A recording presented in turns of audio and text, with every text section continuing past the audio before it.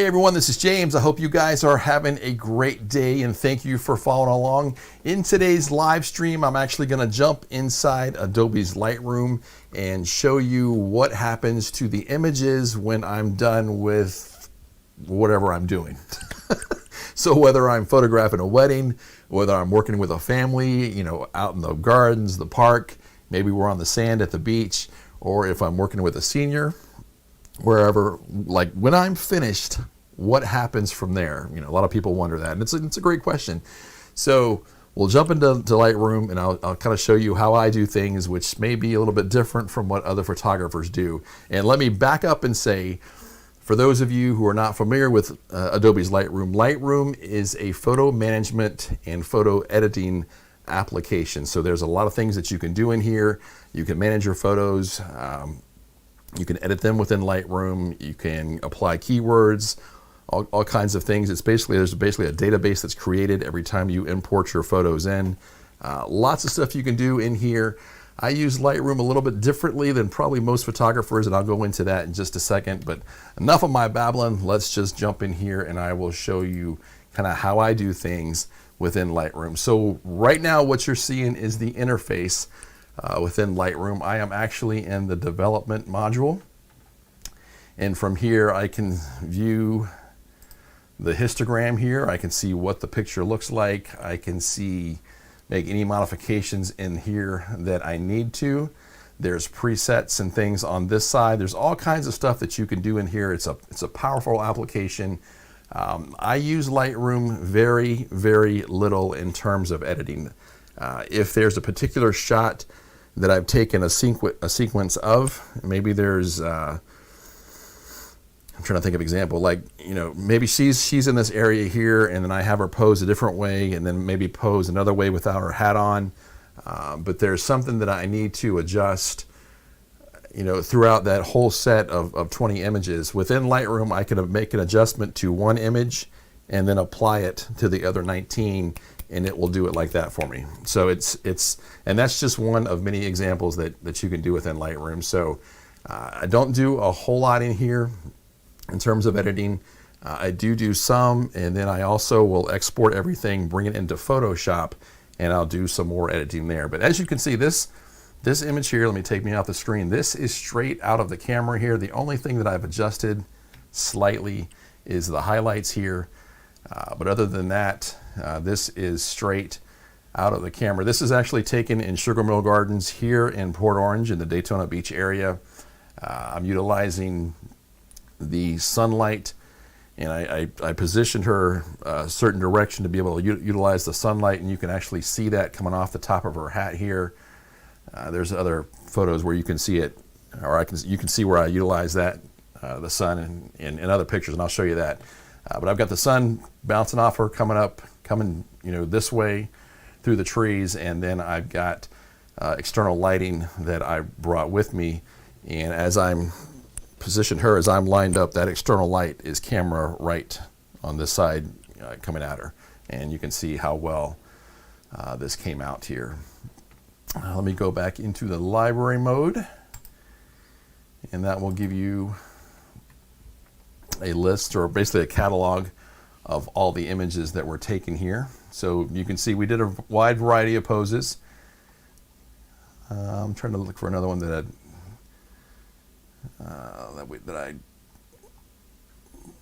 I like here. This was towards the end.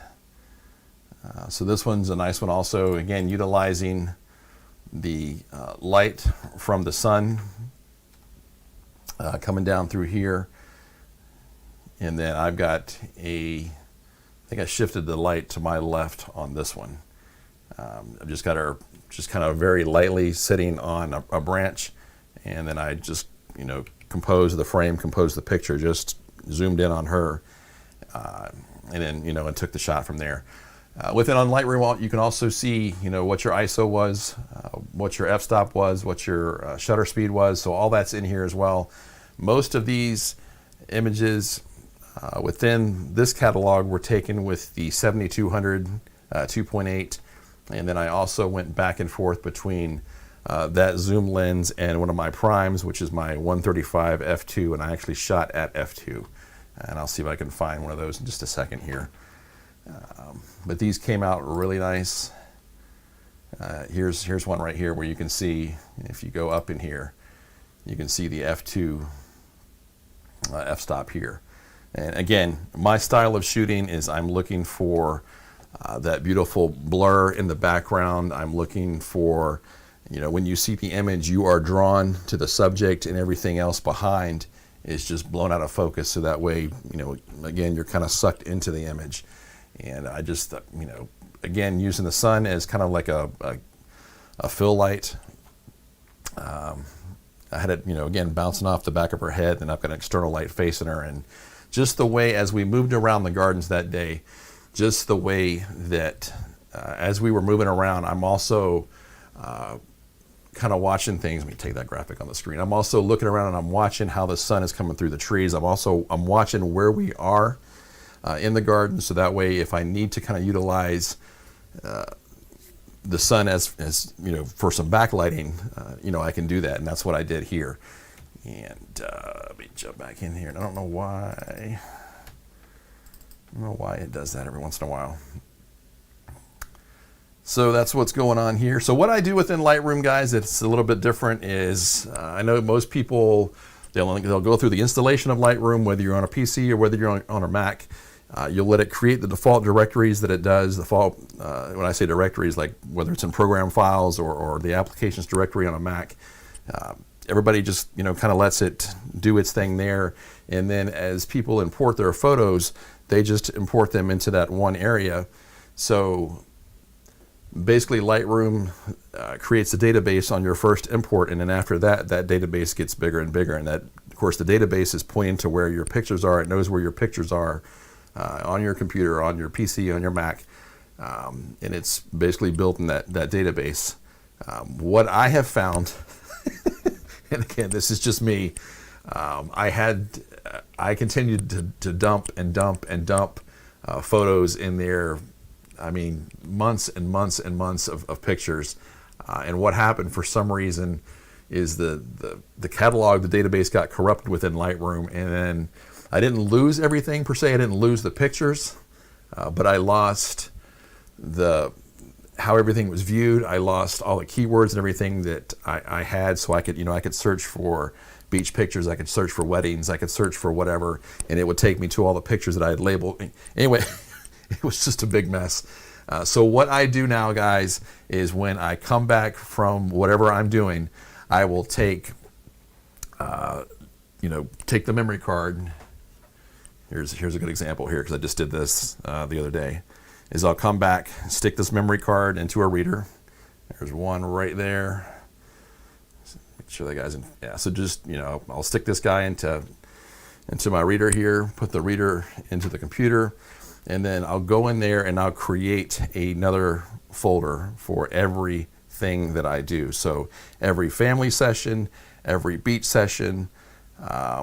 Whatever, it has its own folder structure, which means it also essentially has its own database as well. And that way, that may sound crazy, but it's just a way that I'm not going to be able. Basically that situation is not going to happen to me again. The way I label the folder structures is I label them by date and then my name. So it may be like, 7/20/2021, hyphen Smith family or something like that. But that way, I know who it is, and every time that I open the catalog or open Lightroom, it's gonna go to whatever catalog I opened up last or used last, and then if I need to go to a different set of images, then I close Lightroom down, or I'll just say go up to File, Open Recent, and then go to that catalog. So anyway, it's just a way for me to prevent what's happened to me in the past. I know it may not have happened to you if you use Lightroom, but with the amount of images that I shoot and the amount of time that I'm inside Lightroom, I just could not afford to have that happen again. And it's just, I guess it just makes me feel a little bit more organized doing it in that manner. So anyway, so just wanted to show you again what Lightroom looked like. You've got your library mode, which will let you see everything that you've imported into the catalog at that point. So Again, like I said, this one just has her session. There's 100 photos here that were taken, and I will come through here, do what I need to do just to the images, and then I'll actually, what I do is I come down here and then I will either star them, or usually I'll press the number 8 key, which makes the picture green. So if I go here, it sets the label to green, and you can see that little green label around this image as compared to the others. And then what I do is, that's kind of my best of the set. And then at the end, when I'm finished, I will filter on those green tags and then export those out and then go from there. And I take that set, bring it into Photoshop, and then I've got some additional tweaking from some actions that I personally created inside Photoshop that will do some other magic for me in terms of the photos. But anyway, this, I had a great time with her here. We got some great images. Just show you a couple here.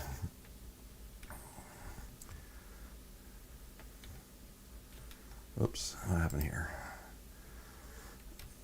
So there's, shooting landscape, shooting portrait style here.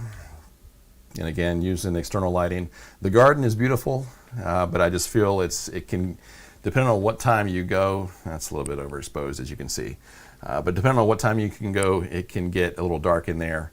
And so I just think, for me, external lighting it just has to be used, and it just makes such a difference with some of the images. And you can see here, I've got the sun bouncing off her shoulder right here, and I've got external lighting that I'm using here.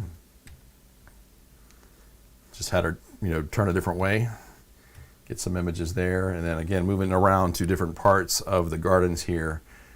We just got some more images, during the time here. Again, playing with the lighting, playing with the positioning of things, and I think they came out really nice.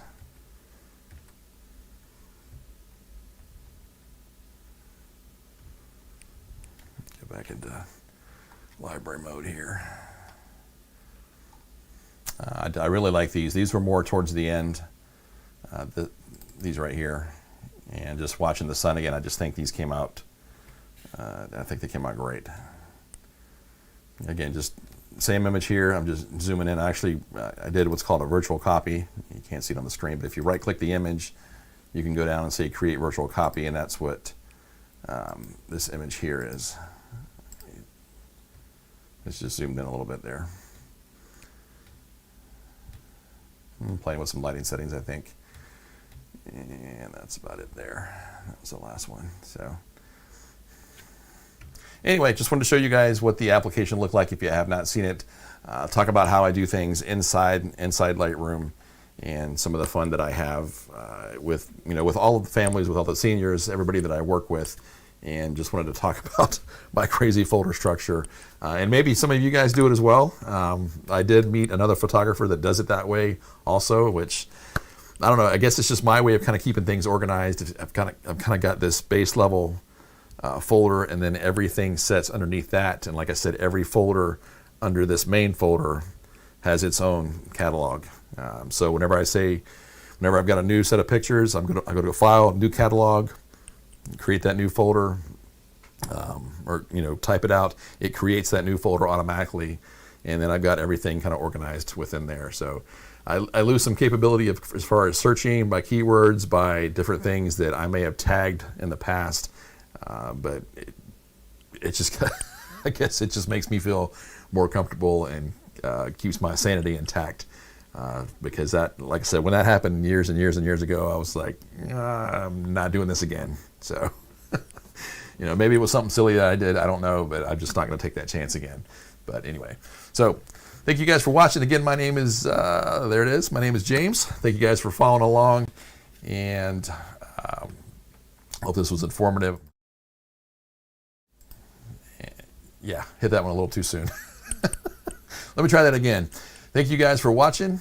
I'll catch you guys on the next post, the next video upload or live stream that I do. All right, you guys have a great rest of your day, and I will catch you on the next one. Have a good one, guys.